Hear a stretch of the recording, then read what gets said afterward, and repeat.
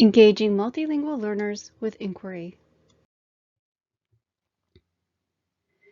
In an inquiry-based approach, students explore authentic problems, concerns, or issues. They make meaning by asking questions, directing their own learning, and sharing ideas.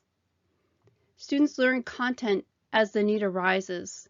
They apply their learning in new, authentic situations, develop interpersonal skills as they collaborate with others, and they connect to their communities. In this model, the teacher becomes a facilitator.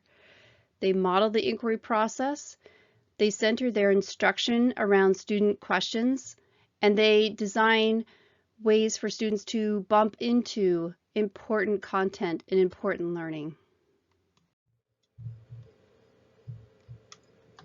Why use inquiry with multilingual learners?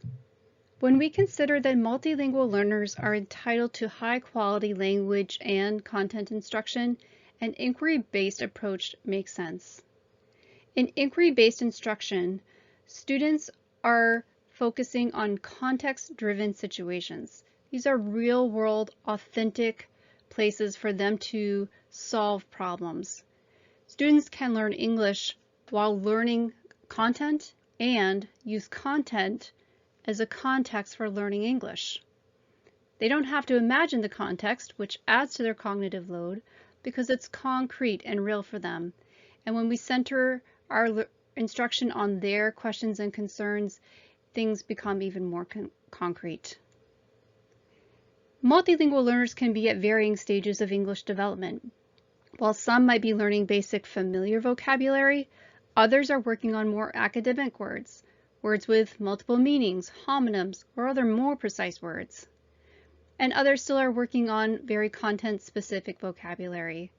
In inquiry-based instruction, there's an opportunity to provide direct instruction on both language and content knowledge.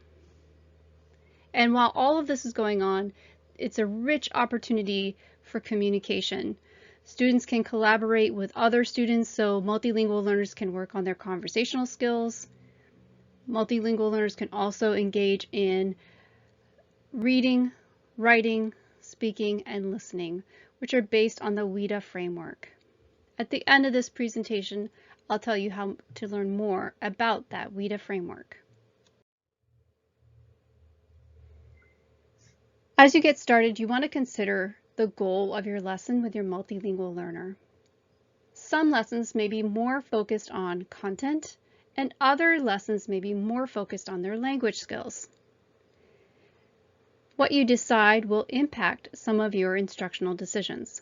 For example, if you decide that the content is the primary focus of your lesson, you may do things like show the content in that student's primary language, or let them express their understanding in their primary language.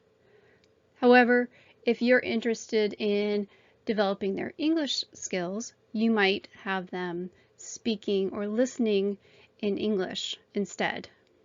Of course, this is very rarely as clear-cut as I just presented it. However, choosing a focus might allow you some different instructional pathways with your student.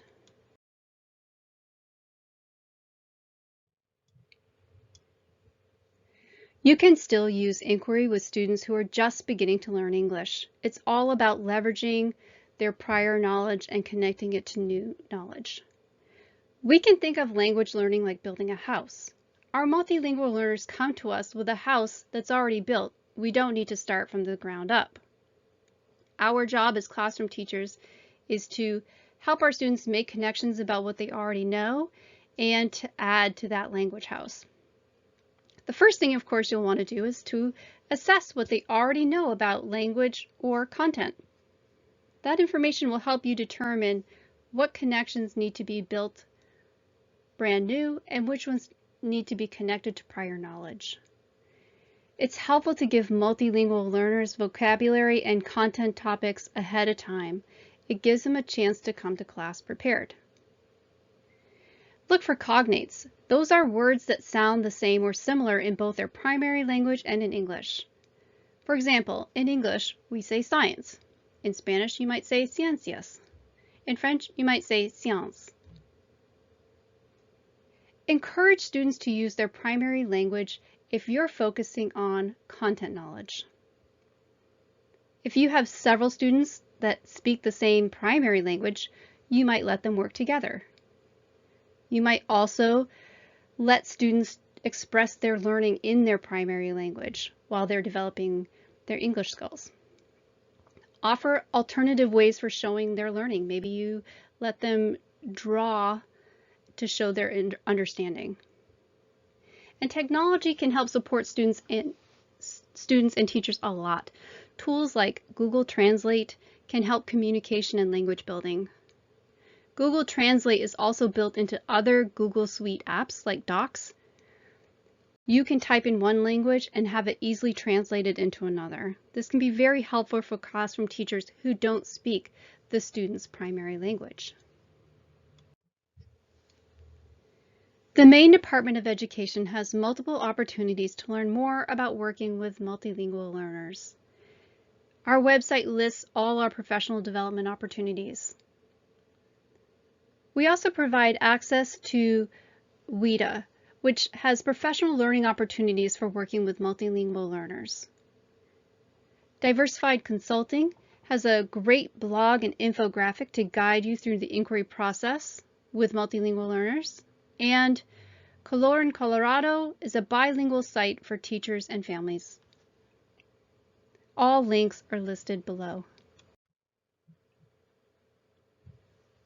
For more information about working with multilingual learners or inquiry, please check out our website, www.maine.gov/DOE/learning/multilingual learner or www.maine.gov/DOE/learning/II. Thank you.